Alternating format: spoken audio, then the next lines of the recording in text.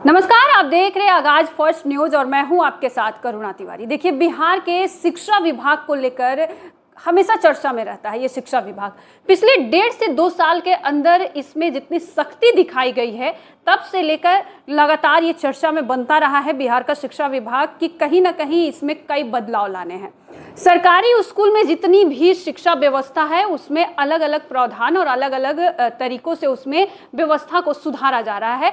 पहले जो शिक्षा विभाग के अपर मुख्य सचिव थे के पाठक, वो लगातार जब से इसके अपर मुख्य सचिव बने थे सख्ती बहुत ज्यादा कर दिए थे।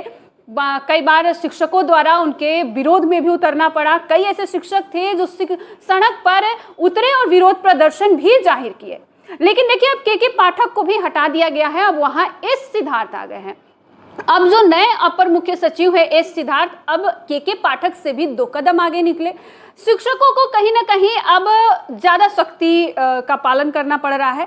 आपको बता दें कि 1 अक्टूबर से एस सिद्धार्थ का कहना है कि वहां पर आपको 1 अक्टूबर से ऐप पर जाकर आपको अटेंडेंस बनाना होगा।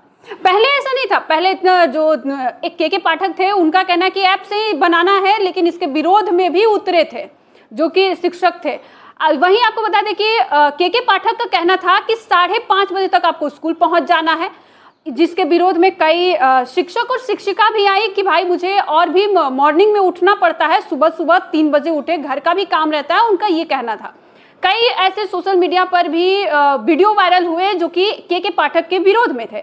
लेकिन अब जो एस सिद्धार्थ है, इनका भी कहना है कि आपको अटेंडेंस बनाना है 1 अक्टूबर से, तो इसको आपको फॉलो करना होगा। स्कूल पहुंचिए और स्कूल पहुंचने के साथ ही जैसे ही आप प्रवेश करते हैं, या तो प्रधानाध्यापक के फोन से आप वहां पर अटेंडेंस बनाइए, या फिर अपने फोन से स्कूल का जो लॉगिन है उसको कीजिए और उसके बाद उसमें अपना अटेंडेंस बनाइए। तो चलिए आपको बताते हैं कि प्रपत्र क्या जारी किए हैं एस सिद्धार्थ।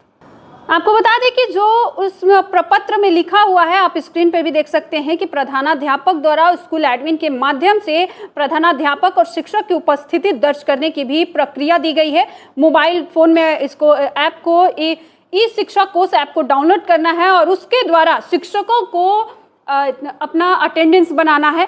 आगे जो है महत्वपूर्ण चीज है कि इसमें दिया गया है कि अगर आपको अवकाश भी लेना है किसी भी शिक्षक को, तो ऑनलाइन आपको छुट्टी का आवेदन देना होगा।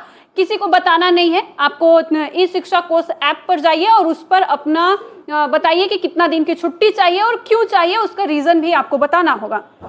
वहीं आपको बता दें कि इस प्रपत्र में लगातार आपको स्क्रीन पर दिखा रहे हैं जो कि चल रहा है, आप देखिए उसमें लिखा हुआ है कि मोबाइल ऐप पर ऑनलाइन दर्ज उपस्थिति के आधार पर ही 1 अक्टूबर 2024 से वेतन भुगतान की भी प्रक्रिया शुरू होगी। अगर किसी ने नहीं किया तो उसे वेतन मिलने में भी परेशानी मिलेगी।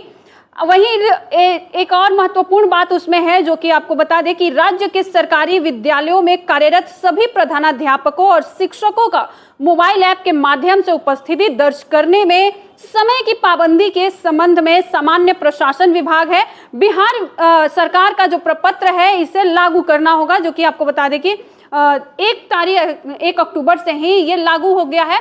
अब इस पर सारे शिक्षक जो है जाएंगे और इसको लेकर एक देखिए कहीं ना कहीं जब यही चीज लागू हुआ था यूपी गवर्नमेंट में, तो आपको याद होगा ये 2-3 महीने पहले की ही बात है कि वहां के कितने सारे ऐसे शिक्षक थे जो कि रिजाइन दे दिए थे और उनका कहना था कि हम ऐसे गांव में जाते हैं जहां पर कहीं कोई नेटवर्क नहीं होती, वहां पे कोई सुविधा नहीं है, तो मुझे पहुंचने में भी देरी होती है। साथ में अगर समय पे पहुंच जाते तो वहां नेटवर्क ना होने की वजह से उपस्थिति दर्ज नहीं करा पाते, जिस वजह से वो कई सैकड़ों की संख्या में शिक्षकों ने वहां पर रिजाइनिंग दे दिया था, जिसकी वजह से योगी सरकार को यूपी में ये नियम हटाना पड़ा। लेकिन अब बिहार में ये नियम लागू हो चुका है। अब देखिए बिहार के जो टीचर्स हैं, जो शिक्षक हैं, इसका विरोध कर रहे हैं या फिर नहीं कर रहे हैं, क्योंकि ये लागू हुआ है तो वही है जो यूपी में हुआ था नियम लागू, वही नियम बिहार में भी आ चुका है।